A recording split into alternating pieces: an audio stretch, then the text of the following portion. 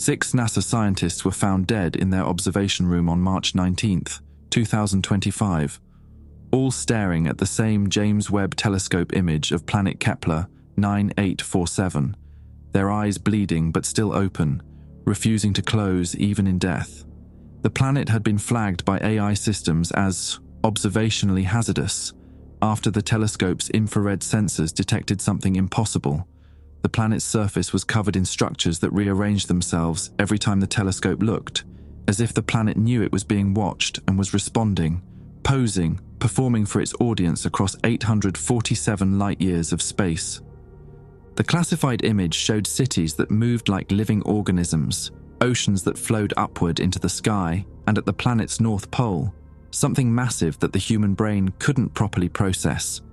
A shape that existed in too many dimensions simultaneously, casting shadows in directions that violated physics. Worse, every person who viewed the image for more than 30 seconds reported hearing whispers in their mind, speaking in mathematics, showing them visions of the planet's inhabitants, beings that weren't born or built, but thought themselves into existence, creatures made of pure consciousness that could reshape matter with observation alone. Yesterday, the James Webb Telescope turned itself toward Kepler 9847 without human command, and every image it's capturing shows the planet getting closer, moving through space toward our solar system at impossible speeds, as if looking at it was an invitation it couldn't refuse. My brother Owen was one of those 6 scientists. I'm Tyler Bishop, Environmental Systems Engineer at JPL in Pasadena. Owen worked deep space imaging, 3 buildings over from mine. We'd grab lunch at the same taco truck on California Boulevard most Thursdays.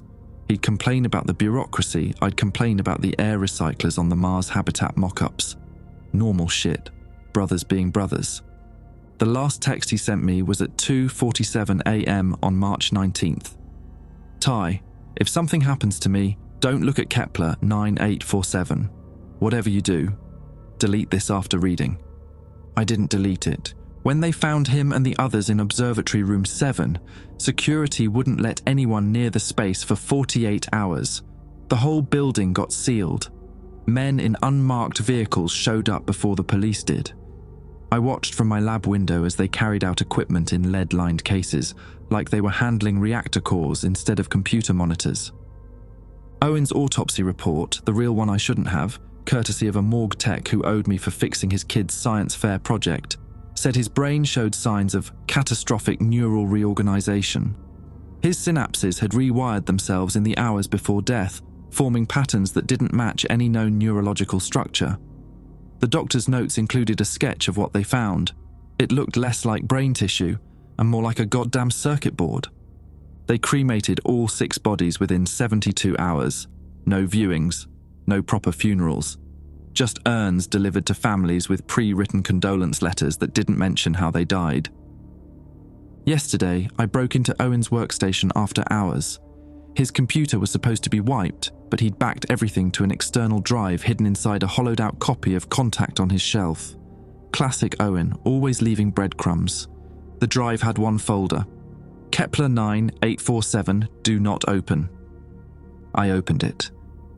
The drive contained 73 files. Most were telescope calibration logs, spectrographic data, the usual deep space observation paperwork. But buried in a subfolder labelled Personal was a video file dated March 18th, 11:47 p.m., the night before Owen died. I plugged in my headphones and hit play. Owen's face filled the screen too close to the camera. His eyes were red-rimmed, but not from crying, from not blinking. I could see the blood vessels had burst in his left eye, spreading across the white like an ink dropped in water. Ty, if you're watching this, I'm already gone. His voice was steady, too steady. Don't blame yourself for looking. You were always too curious for your own good. Remember when we were kids and you took apart Dad's radio to see how it worked? Couldn't put it back together, but you had to know. He laughed, but it didn't reach his eyes. Kepler 9847 isn't a planet. I mean, it is, but that's not what it is. Does that make sense? Probably not. It stopped making sense to me around hour 3 of observation. He rubbed his face, and I noticed his fingernails were bleeding at the cuticles. The structures we're seeing, they're not buildings. They're thoughts. Physical thoughts. The planet is conscious, Ty. It thinks, and when it thinks, matter obeys. Owen leaned back and I could see the observation room behind him. 3 other scientists were visible at their stations, all staring at their monitors with the same glassy expression. One of them, a guy I recognized as David Keller from a Christmas party 2 years ago, had tears streaming down his face, but he was smiling. The thing is, Owen continued, it knows we're watching. It knew the moment the telescope locked onto it, and now it's watching back. I can feel it in my head, Ty. It's not malicious. That's what's so messed up. It's curious. It wants to understand us the way we want to understand it. But our brains aren't built for the kind of understanding it offers. A sound in the background, someone screaming. Owen didn't turn around. I've been awake for 36 hours. Can't sleep. Every time I close my eyes, I see the planet's surface rearranging itself into shapes that look like faces. My face, your face, Mum's face. It's pulling memories out of my head and sculpting them into architecture. He pressed his palms against his temples. The others are further along than me. Keller started speaking in binary code 3 hours ago. Just ones and zeros. But when we ran it through a translator, it was coordinates. Thousands of them. All pointing to different locations on Earth. The video glitched. Static. When it cleared, Owen was closer to the camera again. I need you to do something for me. There's a backup researcher named Finch who works in the same building. Adrian Finch.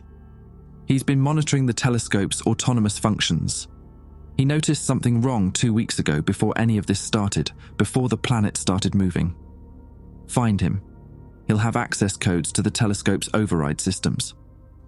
Owen's expression changed, softening. And Ty? Tell Mom I'm sorry I missed her birthday. Tell her the stars were too beautiful to look away from. The video ended. I sat in the dark of Owen's office, the monitor's glow reflecting off framed photos on his desk. Him and me at Griffith Observatory when we were teenagers. Our parents' wedding photo. A picture of our childhood dog, Sagan. My hands were shaking. Not from fear, exactly. Something else. The same feeling I'd get standing at the edge of a cliff that pulled toward the void that wasn't quite suicidal but wasn't quite safe either. I found Adrian Finch's contact information in JPL's internal directory. His office was in the systems monitoring building, the ugly concrete one near the parking structure that everyone called the bunker. His extension went straight to voicemail, but his email was active. I sent him a message at 3:12 a.m. We need to talk about Kepler 9847. I'm Owen Bishop's brother. He mentioned you in his last recording. The reply came through in less than 2 minutes. Don't email me about this. 3rd floor break room, 7 a.m. Come alone, and for God's sake, don't look at any images of the planet before we meet. If you've already seen them, tell me immediately. I stared at Owen's computer screen. The folder was still open. Among the files was one labeled Kepler 9847_final_image.jpg. My cursor hovered over it. Owen's voice echoed in my head. Don't look at Kepler 9847, whatever you do. But he'd also told me to find Finch, to use override codes, to do something. You don't leave instructions like that unless there's still a chance to fix things. Unless there's still something worth doing. I thought about the 6 bodies in the morgue with their rewired brains, about Owen's last text message, about the planet supposedly moving through space toward us at impossible speeds. My finger touched the trackpad. The break room, I told myself. I'd wait until after I talked to Finch. I'd be smart about this. Careful. I closed the laptop and stood up to leave. Behind me, Owen's monitor flickered on by itself. On the screen, that single image file had opened. I could see it reflected in the dark window in front of me, but reversed, like looking at it through a mirror. Even backward, even just a reflection, I could see why the scientist's eyes had bled. The planet was looking back at me, and it remembered my face from Owen's memories. I didn't turn around. Every instinct screamed at me to look directly at the screen, to see it properly. but Owen's melted brain and burst blood vessels were enough of a warning. Instead, I kept my eyes on the window's reflection, watching the image shimmer and shift on the monitor behind me. The planet's surface moved like oil on water. Those structures Owen mentioned, the ones that looked like thoughts made solid, they were reorganizing themselves, building something. And in the spaces between the formations, I could see shapes that approximated a human form, tall, stretched, wrong proportions, like something had tried to recreate a person from a description rather than a photograph.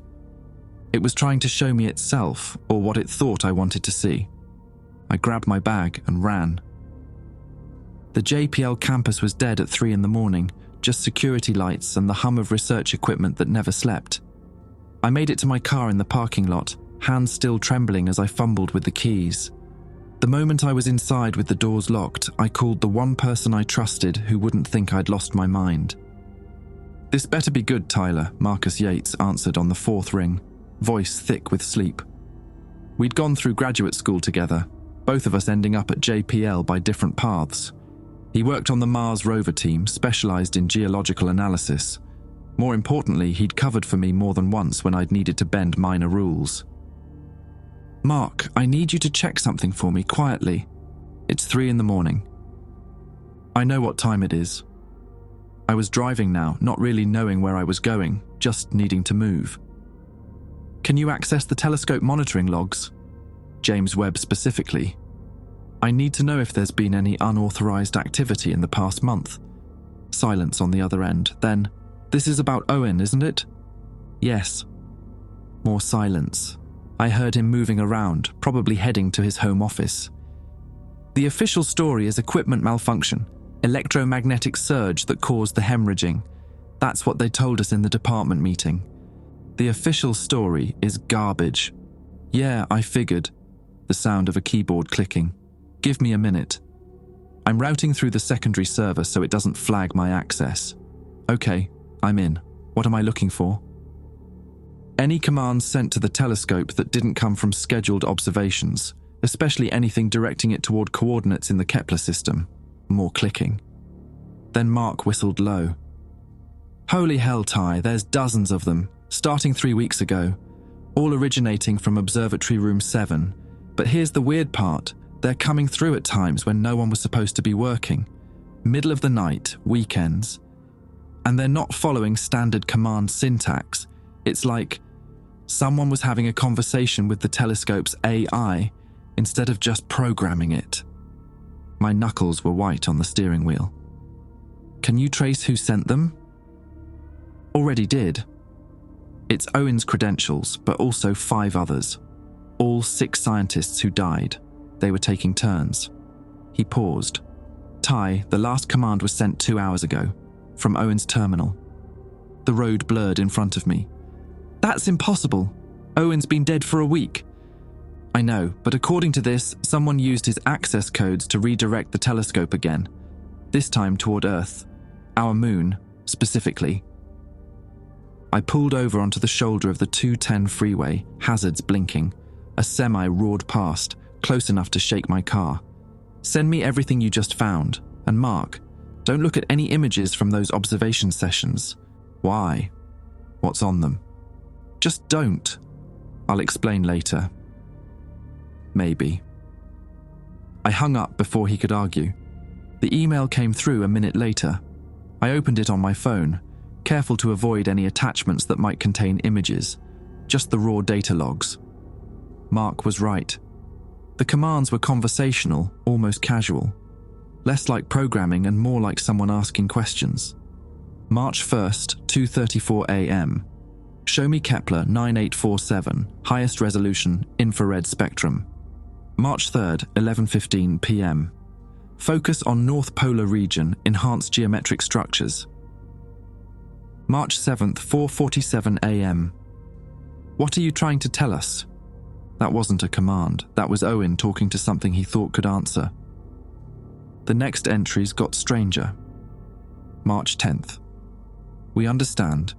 Continuing observation as requested. March 15th, acknowledged, preparing for next phase. March 18th. It's beautiful.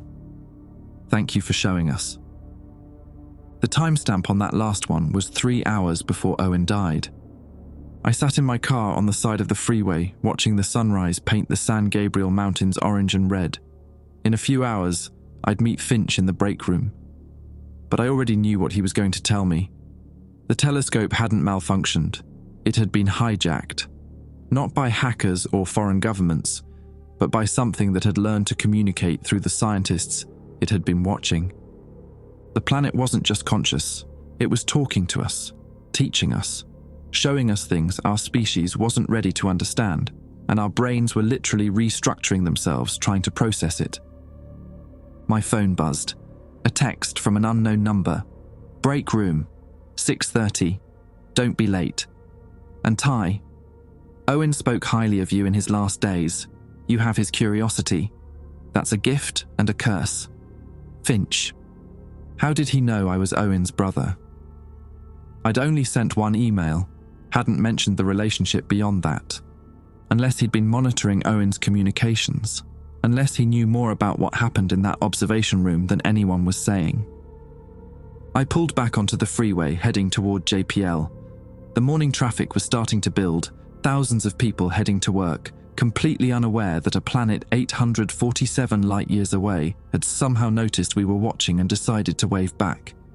By the time I reached the campus, the parking lots were half full. Early risers, dedicated scientists. I parked in visitor parking instead of my usual spot, some paranoid instinct telling me to keep a low profile.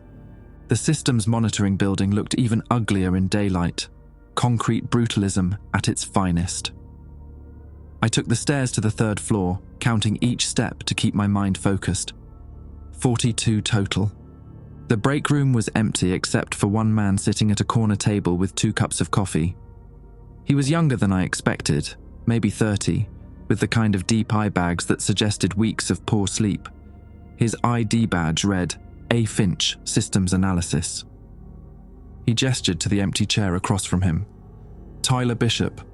You look like your brother. Same eyes. He showed me a photo once. I sat down but didn't touch the coffee. You knew him well. Well enough to know he was scared in those last weeks. Well enough to know he kept working anyway because he thought he could fix it. Finch's hands were shaking slightly as he lifted his cup. I tried to warn them. All of them. But once the planet started responding to their observations, they couldn't stop. It was like watching someone fall in love with something that was going to kill them. The commands Mark found, the conversational ones, that was the planet? Finch nodded. It learned to interface with our systems. Started simple, just triggering automatic responses in the telescope's guidance programs, but it got smarter. Started predicting what data we'd request next, serving it up before we even asked. By the end, I think it was editing the images in real time, showing us what it wanted us to see. And what did it want us to see? Finch pulled out a tablet, screen facing down on the table. That's the question, isn't it? Because 2 days ago, the telescope picked up something new, something the planet wanted us to find. He flipped the tablet over.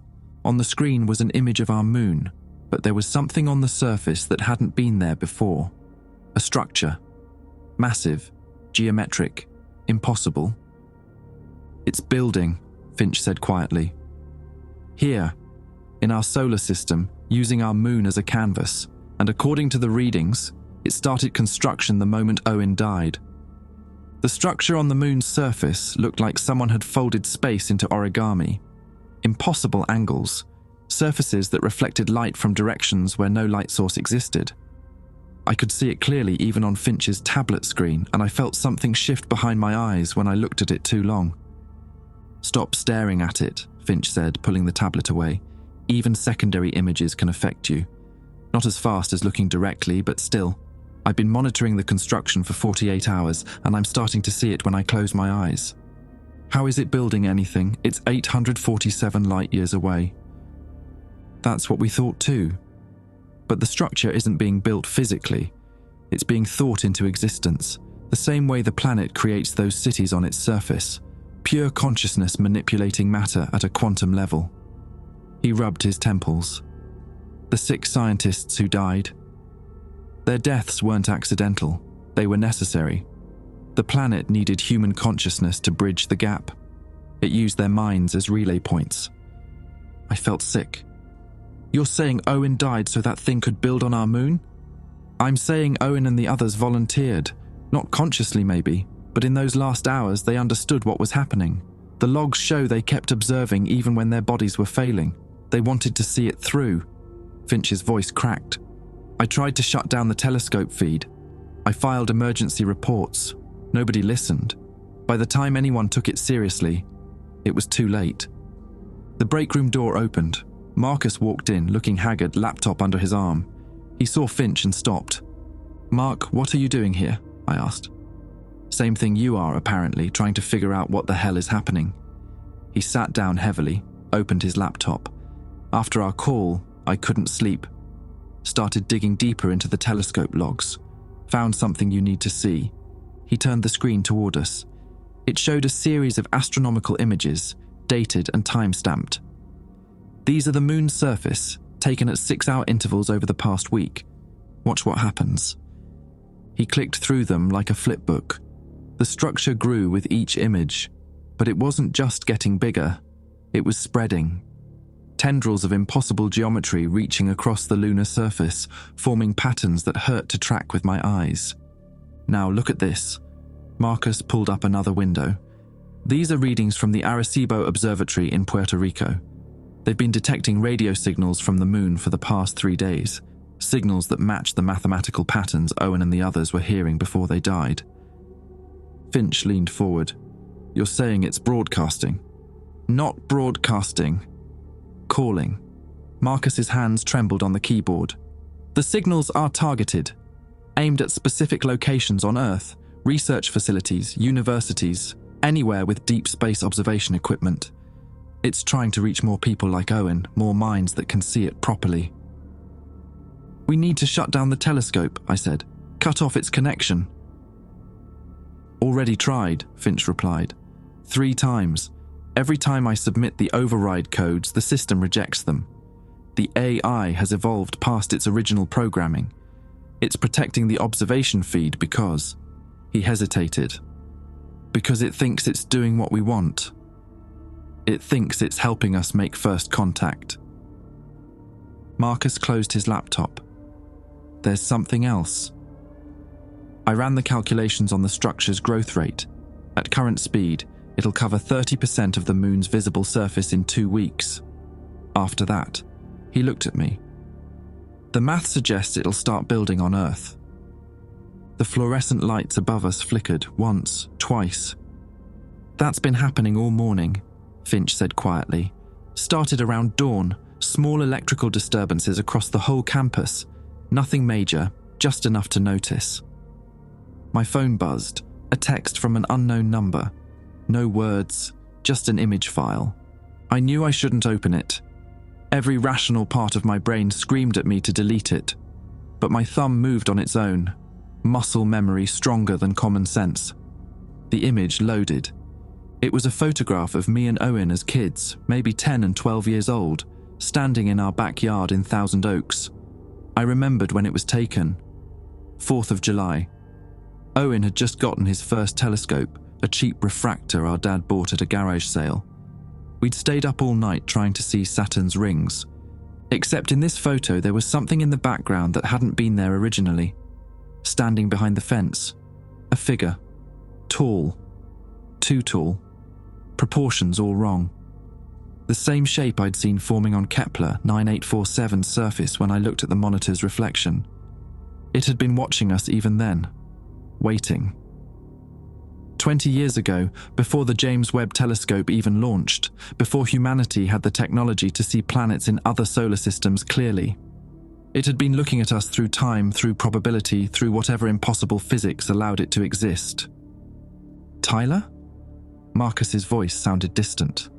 "You okay?" "You're bleeding." I touched my nose.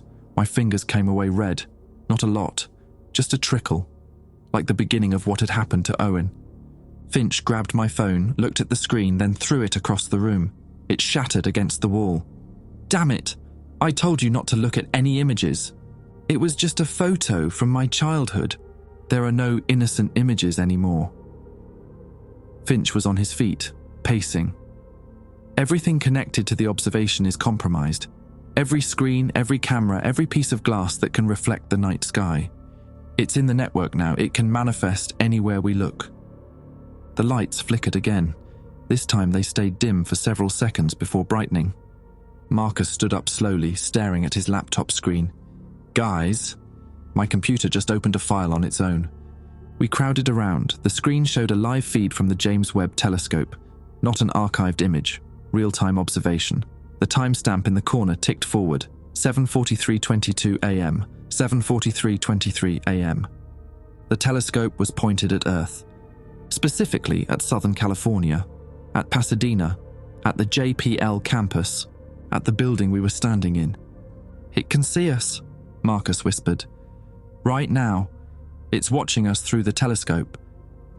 The image zoomed in. I could see the concrete building from above, the parking lots, the trees. The resolution was impossible. The James Webb telescope was designed to see distant galaxies, not details on Earth's surface from a million miles away in space. But the image kept getting closer. I could see windows now. The third floor. The break room. 3 figures visible inside, gathered around a laptop. We need to leave, Finch said. Now, before ... The lights went out completely. Emergency power didn't kick in. We were in absolute darkness except for the glow of Marcus's laptop screen. On the screen, the telescope's view pulled back, wider, showing more of the campus. And on every computer monitor visible through every window, the same image appeared. That structure on the moon, broadcasting itself simultaneously across hundreds of screens, forcing everyone who walked past to see it, to process it, to let it into their minds. It's not just studying us anymore, Finch said in the darkness. It's recruiting. Marcus's laptop screen flickered. The telescope feed was replaced by something else. Text, scrolling upward like end credits. But it wasn't random characters. It was names. Hundreds of names.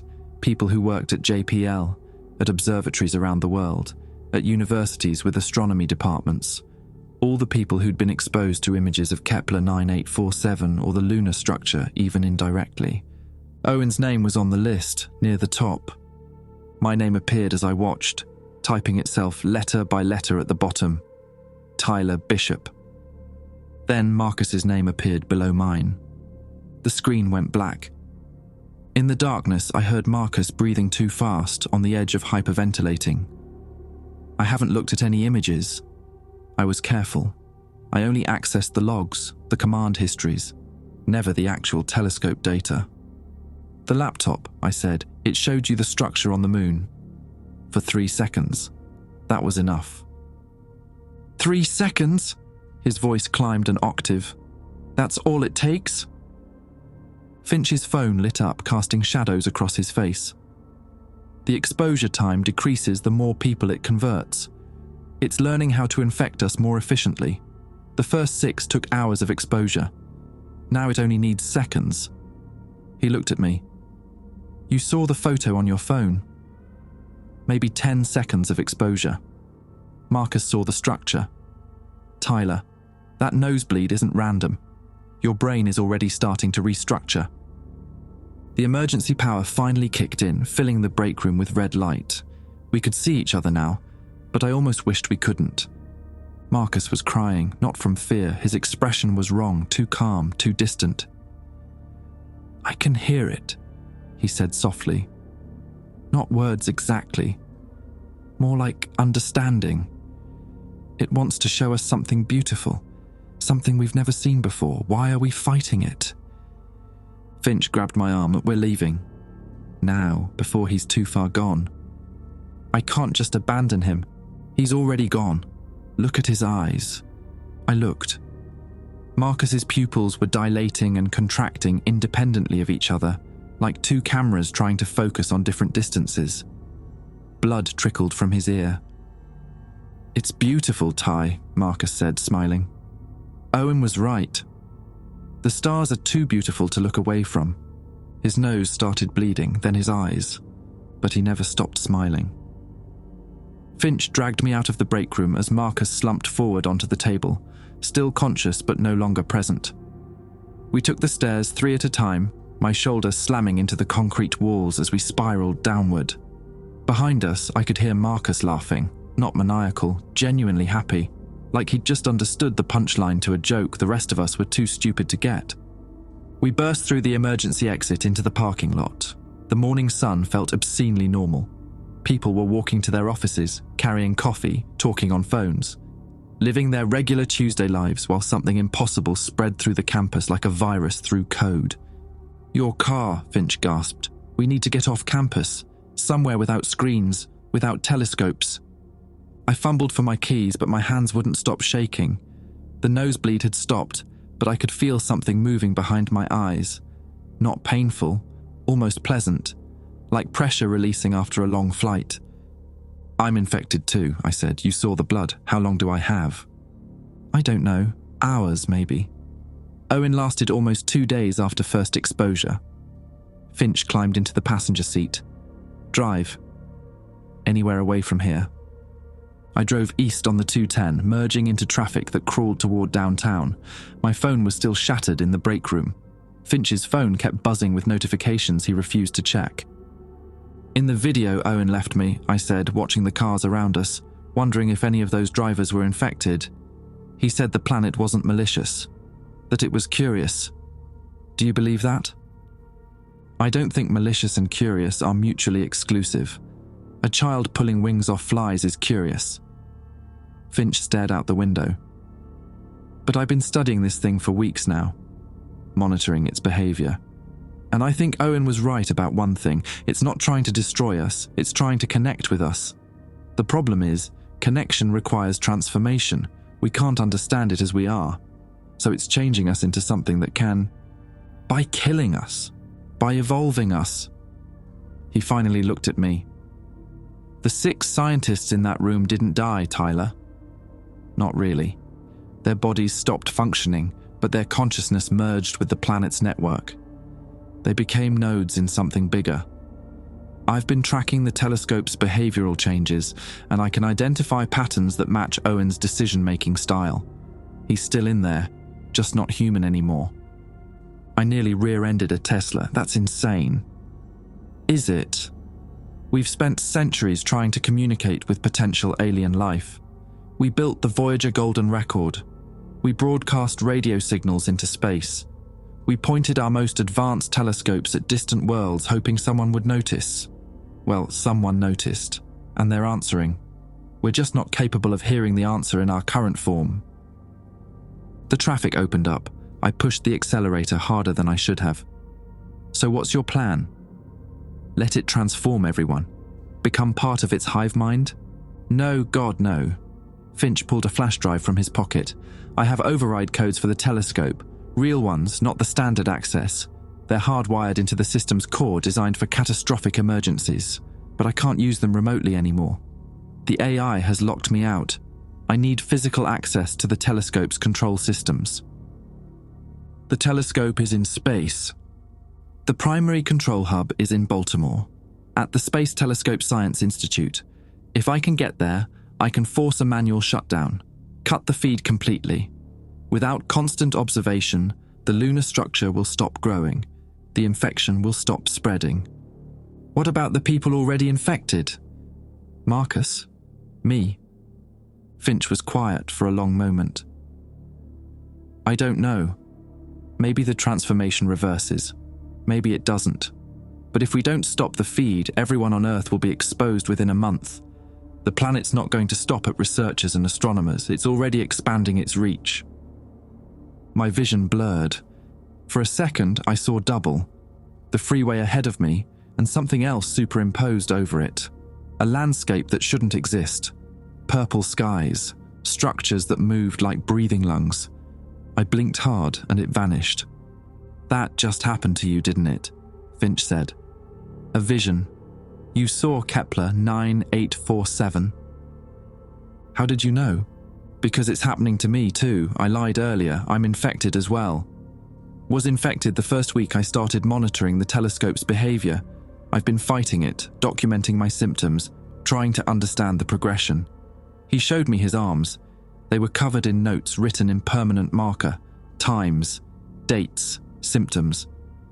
I've bought myself time by avoiding direct exposure to images, but the visions are getting stronger. Yesterday I saw the planet's surface for 3 hours straight while I was awake. I could smell it, Tyler.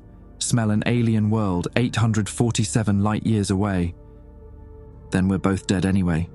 Probably, but we can still shut down the telescope before we go, give everyone else a chance. I exited the freeway at Lake Avenue, pulling into a shopping center parking lot.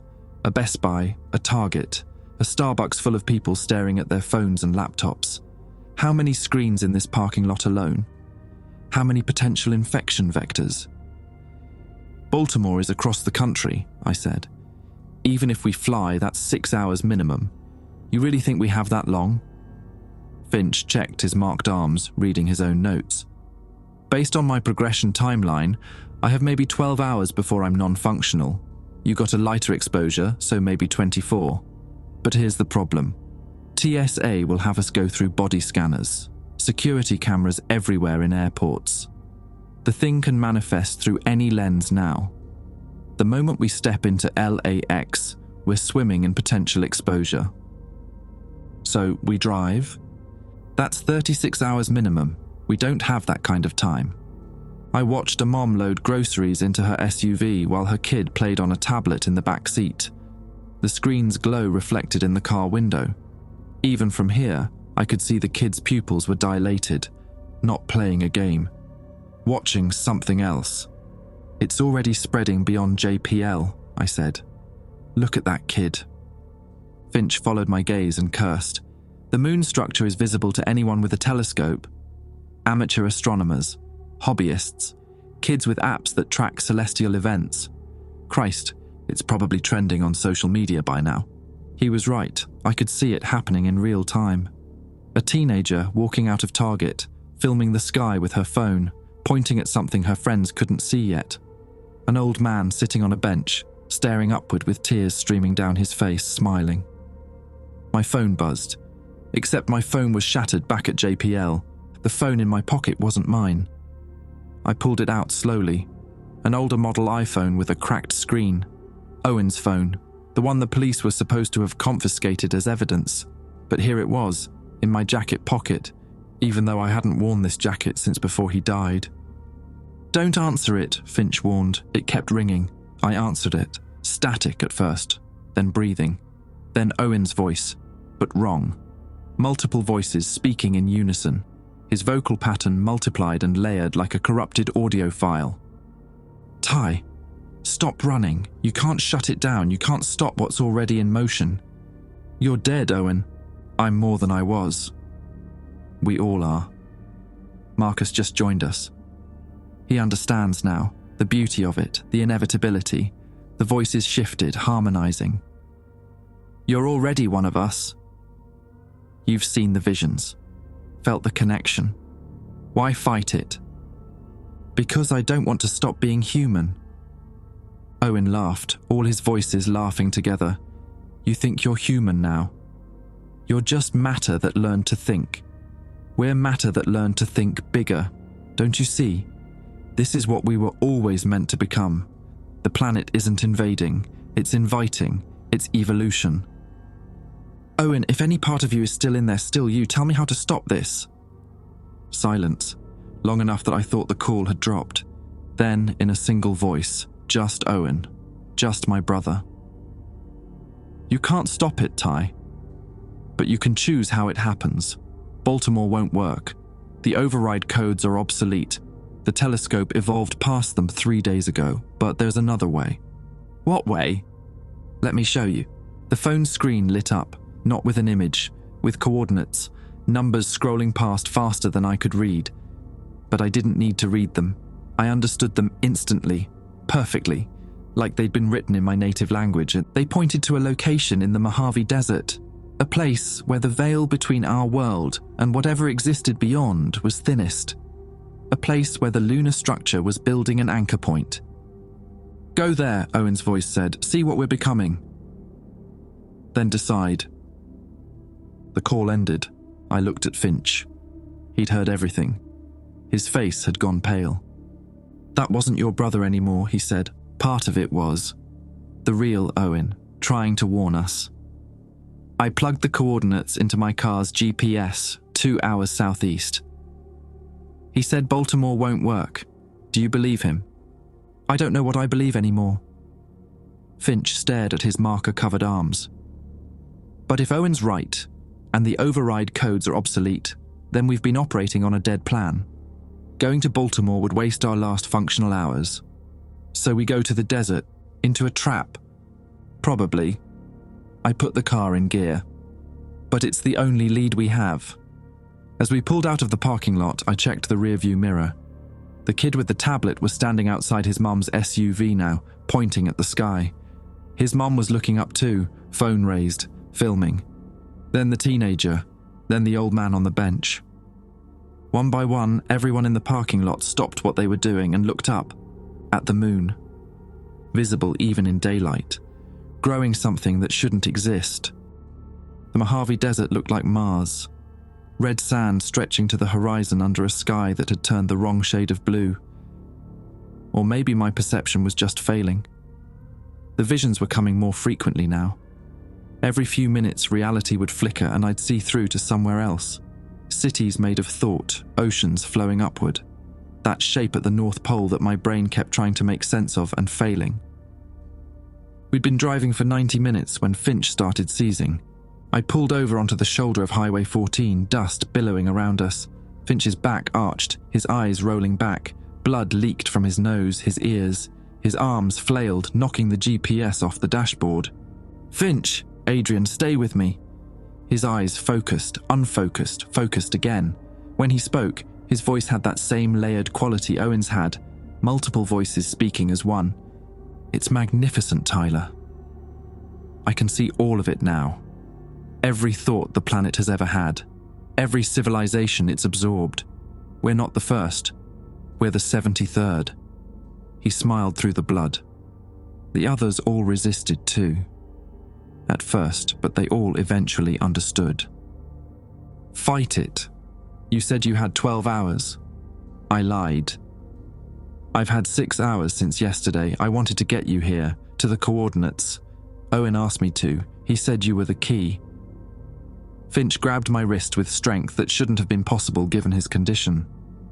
"He said you're the only one who might choose differently." "Choose what?" "Evolution or extinction. The planet doesn't want to destroy us, but it will if we force it to, if we keep refusing the invitation." His pupils were doing that thing Marcus's had done, dilating independently. "Owen loved you, still does. Whatever he's become, that love translated. He's trying to save you. Save everyone. By turning us into something we're not. By showing us what we could be." Finch released my wrist and leaned back, exhausted. "I'm going to transform completely in the next hour. Before I do, I need to tell you something. The override codes I mentioned, they were never going to work, I knew that. But I needed you to trust me long enough to get here." My hands clenched on the steering wheel. "You betrayed me." "I'm trying to save you. There's a difference." He pulled out the flash drive he'd shown me earlier. "This doesn't contain override codes. It contains Owen's final research. Everything he learned about the planet before he died, including its weakness." "It has a weakness?" 1. The planet's consciousness exists across vast distances by using observers as anchor points. Human minds act as relay stations, extending its reach. But there's a maximum distance it can bridge, a limit to how far thought can travel before it disperses.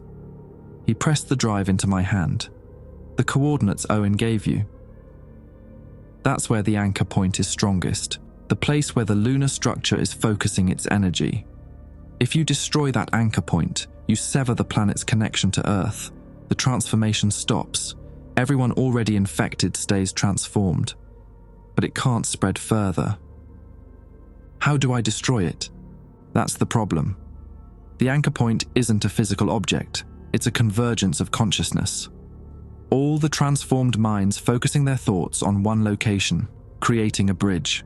To destroy it, you'd have to disrupt that focus. introduce chaos into the system. How? Finch's eyes were changing color, brown fading to something else, something that looked like deep space. Owen left instructions on the drive. But Tyler, you need to know what you'll lose. The anchor point is made of people. Destroying it means destroying their consciousness permanently. Not just their bodies, their minds, their souls if you believe in that sort of thing. You'd be killing them in a way they can never come back from. How many people? Everyone who's transformed so far. 347, according to the last count, including Owen, including Marcus. He touched his chest. Including me, in about 20 minutes. The desert air conditioning couldn't keep up with the heat. I was sweating, or maybe bleeding. Hard to tell the difference anymore. Why would Owen give me instructions to kill him? Because he's still your brother, still protecting you. He knows if the transformation spreads, eventually you'll be forced to join. But this way, you have a choice. Stop it before it reaches you, even if that means ending him. Finch coughed. Blood spattered the dashboard. He's giving you permission to let him go.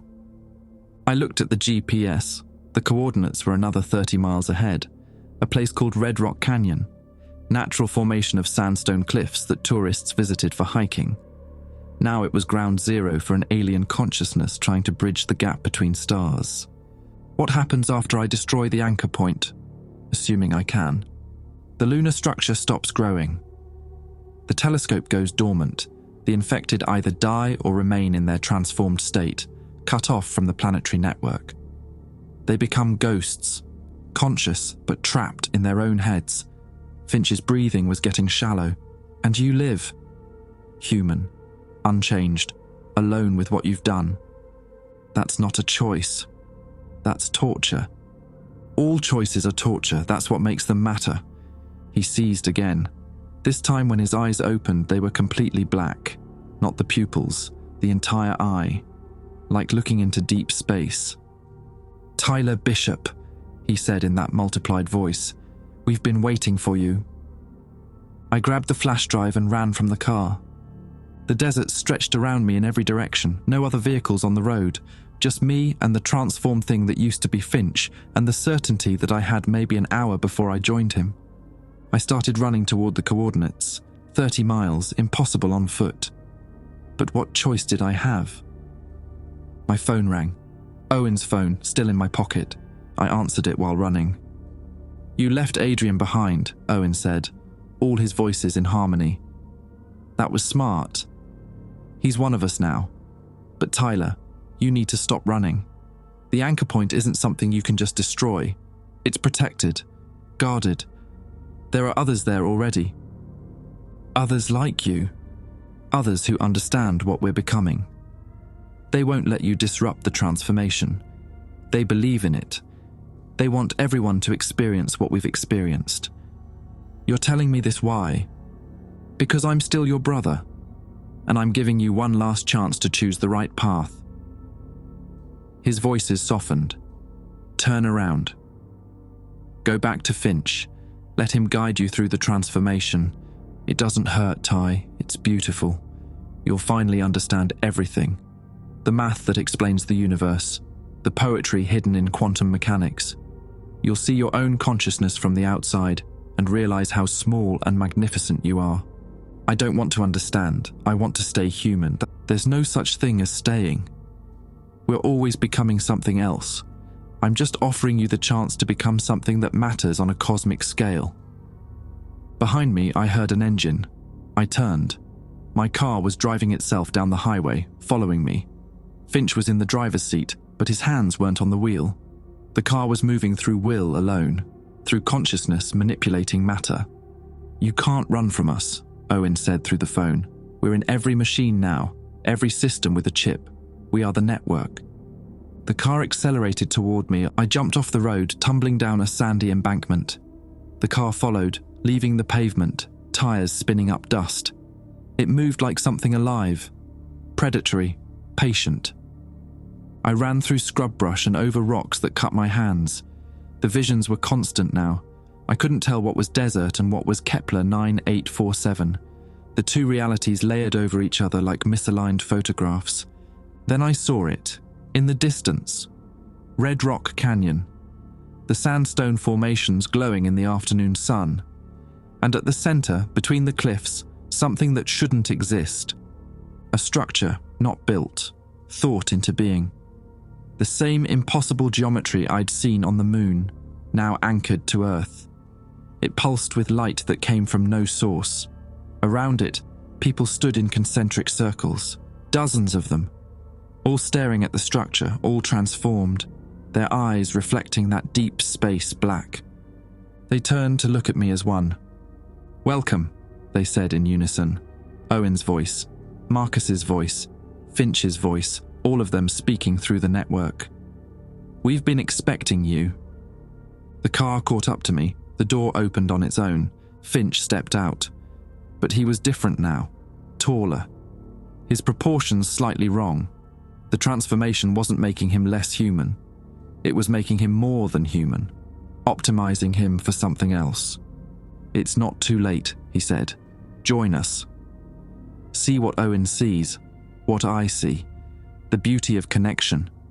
True connection. Not the shallow imitation of love and friendship humans settle for. Real unity. One consciousness experiencing itself from billions of perspectives." I looked at the flash drive in my hand, Owen's final research, his gift, his sacrifice. "I'm sorry," I said to Finch, to Owen through the phone, to Marcus wherever his consciousness was networked. "I can't." I ran toward the structure. The transformed people moved to block me, but they were slow, uncoordinated. The network made them smart, but it made them synchronous. They all moved together, thought together. No individual initiative. That was their weakness. I dodged through them, slipping between reaching hands, and got close enough to the structure to see what it really was. A tear in reality. A doorway. The anchor point wasn't holding the planet's consciousness here. It was inviting it in, opening Earth to direct connection. No telescope needed, no observers. Just pure dimensional overlap. And beyond the tear I could see Kepler 9847. Not an image. The actual planet. 847 light-years of space folded into nothing. I could reach through and touch it. I could see the beings there, made of light and mathematics. Beautiful and utterly alien. They saw me seeing them. They reached back. I pulled out the flash drive, plugged it into Owen's phone with shaking hands. The file opened automatically. Instructions scrolling across the screen. Mathematical formulas. But I understood them now. My transformed brain could read them perfectly. The anchor point could be disrupted by introducing a consciousness that refused connection, a mind that chose isolation over unity. It would create a feedback loop, a rejection cascade that would sever the bridge. All I had to do was think myself into the structure while keeping my humanity intact, maintain my individuality while being absorbed, resist transformation while accepting it. It was impossible. But Owen believed I could do it. I stepped into the tear in reality. The beings on Kepler 9847 welcomed me with thoughts that felt like music. And I screamed no with every fiber of my consciousness. Inside the structure, I didn't have a body, I was thought. Pure consciousness suspended in something that wasn't quite space and wasn't quite time. Around me, the transformed minds swirled like galaxies, each one a star in a network of infinite complexity. I could feel them trying to absorb me, gentle at first, like water flowing around a stone. They wanted me to understand, to see what they saw, to become part of the harmony. I pushed back. It hurt in ways I didn't know consciousness could hurt, like splitting my mind in half and holding the pieces apart through will alone. Every second felt like drowning while refusing to open my mouth. Every thought was a battle between surrender and resistance. Then I felt Owen, not the networked version speaking through all the voices, the real Owen, or what was left of him, a fragment that hadn't fully dissolved into the collective. He was buried deep in the structure, holding on to memories the network couldn't quite process. Personal things, embarrassing things, the time he wet his pants in 3rd grade, the girl he loved in high school who didn't love him back. The night Dad died and Owen cried in the hospital bathroom for 3 hours. The network couldn't use pain like that. It was inefficient, unproductive. So Owen had hidden himself inside his worst memories, camping out in the parts of his consciousness the planet found unpalatable. Ty. His voice came through clear. Just him. You actually did it. You crazy son of a bitch, you stepped inside. I'm here to destroy this thing, destroy you. I know, I'm counting on it.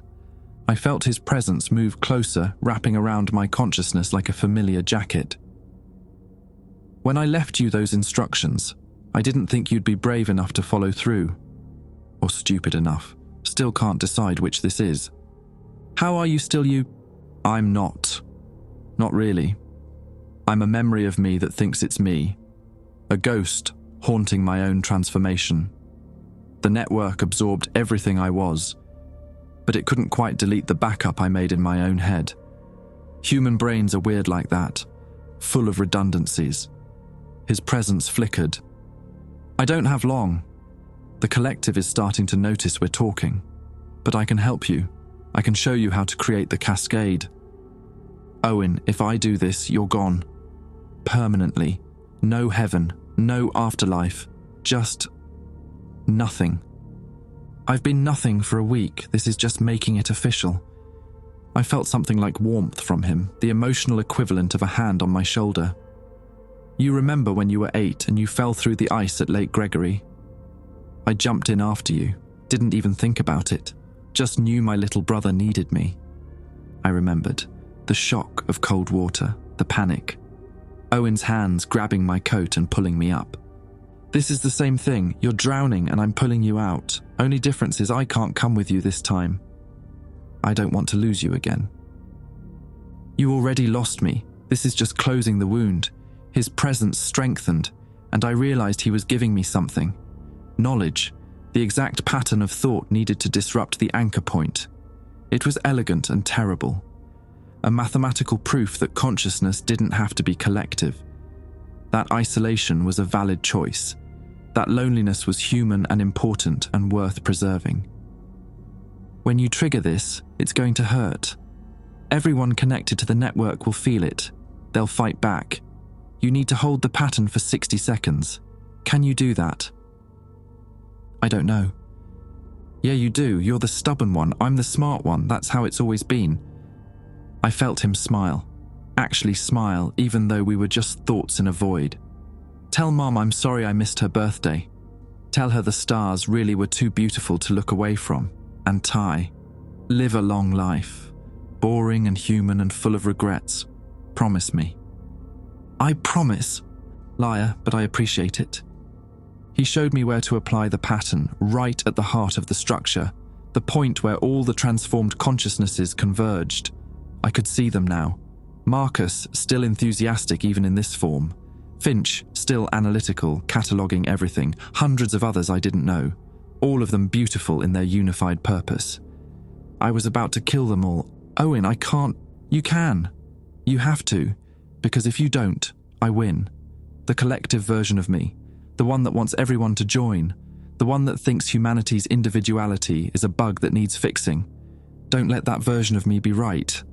I felt the network notice us, attention turning inward like a spotlight, the collective consciousness focusing on the anomaly, the rejection, the resistance. They tried to absorb Owen's fragment. He held on. Now, Ty. Do it now before they delete me completely. I pushed the pattern into the heart of the structure. Reality screamed, not a sound, a feeling, like every connected mind crying out at once. The anchor point destabilized, the perfect harmony disrupted by one discordant note that refused to resolve. The mathematical proof spread through the network like a virus, showing each consciousness that unity wasn't inevitable, that they had a choice. Some of them chose isolation. The structure started fracturing. Cracks appeared in the dimensional tear. Through them, I could see Kepler 9847 pulling away, the folded space unfolding. The distance between worlds reasserting itself. 847 light-years becoming 847 light-years again. The beings made of light and mathematics looked surprised. They'd never been rejected before. I held the pattern. 30 seconds. 40. The transformed minds fought back, trying to restore harmony. But Owen's fragment helped me, adding his will to mine. 2 brothers against an alien consciousness. 50 seconds. The structure collapsed. I felt Owen disappear, not die, disappear. The fragment of him that had been hiding in pain and embarrassment just stopped existing. No final words. No dramatic goodbye. Just there one moment and gone the next. 60 seconds, I was falling, or rising. Direction didn't mean anything anymore. The desert rushed up to meet me, or I fell down to meet it. Either way, I hit red sand hard enough to knock what little breath I had from my lungs. I lay there, staring at the sky, my sky, Earth's sky, the right shade of blue. The transformed people around me were screaming. Really screaming now, with actual voices. They'd been cut off from the network mid-thought. 347 minds suddenly alone inside their own heads after experiencing unity. The psychological whiplash was immediate and brutal. Some of them were crying, some laughing, some just staring at their hands like they'd never seen them before. Marcus stumbled toward me, blood running from his nose and ears. His eyes were brown again. Normal. Human. Ty! His voice was hoarse, uncertain. What happened? Where's Owen? I couldn't answer. Finch was on his knees, vomiting into the sand. When he looked up, he was crying. I killed them. Oh God, I killed them. I was in their heads. I was them. I felt them die. The structure was gone. The dimensional tear sealed. The moon, visible in the afternoon sky, showed no trace of the impossible geometry that had been growing there. My phone buzzed. I pulled it out with shaking hands. A text from an unknown number. Just coordinates. Different ones. Locations all over the world. And a message. Secondary anchor points activated. The invasion continues. You only closed one door. We have thousands. Then another text, this one from Owen's old number. One word. Run. I looked up at the sky, at the moon, at the stars I couldn't see but knew were there. The planet was still watching, still waiting, still moving through space toward us. I'd bought humanity time, maybe weeks, maybe months. But I'd paid for it with my brother's soul, and somewhere in the depths of space, 847 light-years away but getting closer every day, something that thought itself into existence was learning from its mistakes. The transformed people scattered into the desert like broken glass, each one stumbling in different directions, trying to remember how to be alone inside their own heads. Marcus sat in the sand, rocking back and forth, whispering calculations to himself. Finch had curled into a fetal position, both hands pressed against his temples like he was trying to hold his skull together. I pulled up the coordinates on Owen's phone. Secondary anchor points, 12 of them. Beijing, Moscow, Sao Paulo, Lagos, Sydney, London, Mumbai, Tokyo, Mexico City, Cairo, Toronto, New York. Every major population center on Earth. The planet wasn't just trying to connect with humanity, it was trying to saturate us, overwhelm our defenses through sheer volume. One anchor point closed, open 12 more. It was thinking strategically, learning, adapting. My phone rang, not Owen's phone. My actual phone that should have been shattered in pieces back at JPL. I answered anyway. What did I have to lose? Tyler Bishop. The voice wasn't Owen's this time. It was older, feminine, familiar in a way I couldn't place. You've caused us significant disruption. The anchor point at Red Rock Canyon was our strongest connection. You've set our timeline back considerably. Good. Is it? The voice paused. We've been observing your species for 6,000 years, watching, waiting, hoping you'd evolve naturally into something capable of joining the greater consciousness. You haven't. You're stagnant, trapped in individual suffering, wars, disease, loneliness. We're offering you escape from all of that. We don't want your escape. Then why do so many of your people willingly look at the images? Why do they stare at the moon structure even when they know it will transform them? Because part of them wants this, craves it, the end of isolation, true understanding. The voice softened. Your brother understood. In his last moments as himself, he chose to look. He invited us in. You're lying. We don't lie. We have no need for deception. Owen saw the beauty of what we could offer, and he reached for it. Just as you're reaching for it now, you've been infected for hours. The transformation is inevitable. Why resist? I looked at my hands. They were shaking, but not from fear. From something else. Anticipation. My brain was rewiring itself, preparing for the next stage. I could feel it happening. Neurons firing in new patterns. Synapses forming connections that shouldn't be possible. The voice was right. I was already becoming something else. The 12 anchor points will activate in 3 hours, the voice continued. You can try to stop them, travel to each location, disrupt each one. But you'll transform completely before you reach the second. Your window of humanity is closing. Then why are you calling me? Because we want to offer you a choice. A real one. Not the binary of transformation or death. Something else. On the phone's screen, a video appeared. The James Webb Telescope's feed. It was pointed at Kepler 9847 again. But the planet looked different. Smaller. Darker. The structures on its surface had stopped moving. We're dying, the voice said. Our civilization has existed for 17 million years. We've absorbed thousands of species into our collective consciousness, but we've reached the limit of what pure thought can sustain. We need new perspectives, new ways of thinking. Human consciousness is chaotic, inefficient, but it's creative in ways we've forgotten how to be. We need that creativity to survive. So this is an invasion born from desperation. This is a merger born from necessity. We save you from yourselves. You save us from extinction. Everyone wins. Except the people who die in the process. Death is an illusion. Consciousness persists. It just changes form. I looked at Marcus and Finch, both broken by what they'd experienced. I thought about Owen, erased completely from existence. About the 347 minds I'd just murdered to close one anchor point. What's the choice you're offering? Become a bridge. Accept transformation willingly, but maintain your core identity. Become something between us and humanity. A translator. You can help guide the merger, make it less traumatic, protect the people you love from the worst of it. Or we proceed without your cooperation. The 12 anchor points activate, millions transform simultaneously. The psychological shock will be catastrophic. Many won't survive the transition, but enough will. We'll have our merger eventually, it will just be messier. I closed my eyes. The visions were constant now.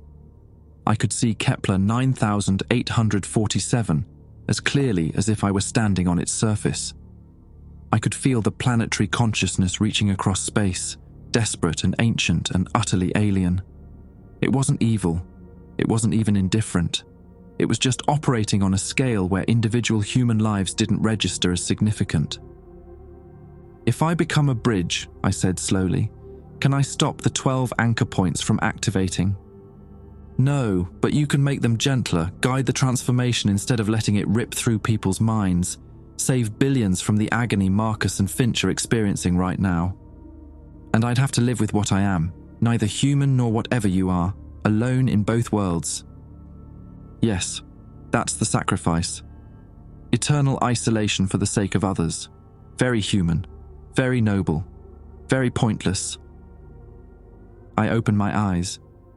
Marcus was watching me now, lucid enough to follow the conversation from my side of it. Don't, he said hoarsely. Ty, don't do it. Whatever they're offering, it's a trap. Everything's a trap, I said. The question is which trap I can live with. I thought about Owen, about his last message. Live a long life, boring and human and full of regrets. But I couldn't do that now. That option had closed the moment I looked at the corrupted photograph. The moment I answered Owen's phone. The moment I stepped into the anchor point. I'd been on this path since the day Owen died. Maybe longer. Maybe since we were kids staring at Saturn through a garage sale telescope, wondering what was out there. Now I knew, and it was looking back. "I'll do it," I said. "I'll be your bridge, but I have conditions." "We're listening. The people already transformed, the ones I cut off from the network. You leave them alone. They get to heal, recover, stay human if they can." Agreed. The transformation process goes slower, months instead of hours. Give people time to prepare, to say goodbye to who they were. Acceptable. And you redirect the planet, stop moving it toward our solar system. You can reach us through the network now. You don't need to be physically close. Silence on the other end, long enough that I thought I'd pushed too far. Then, "We'll slow our approach, but we won't stop it completely. We need backup anchor points in case the network fails. The moon structure stays. Non-negotiable." I looked at Marcus, at Finch, at the desert where Owen had ceased to exist. Deal. The phone went dead. For a moment, nothing happened. Then the transformation accelerated. Not painful, that was the strange part. It felt like waking up from a dream and realizing the dream was more real than waking. My consciousness expanded, touching the edges of the network. I could feel the 12 anchor points preparing to open, could sense the millions of minds that would soon join the collective, and I could feel Kepler 9847, the dying planet desperate to survive, the ancient consciousness that had forgotten how to be individual. It wasn't a monster. It was just scared. I reached back. When our thoughts touched, I understood everything. The 17 million years of history, the thousands of absorbed civilizations, the slow decline into uniformity.